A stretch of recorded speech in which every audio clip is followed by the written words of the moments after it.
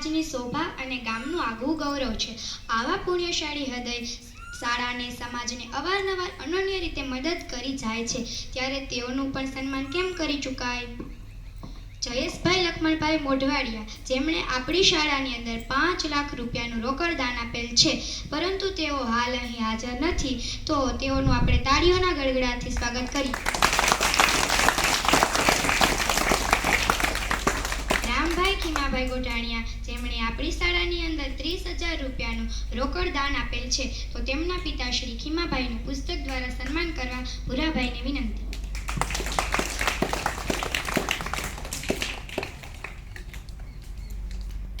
અત્યારે ભાઈ વાં ખુરશી છે.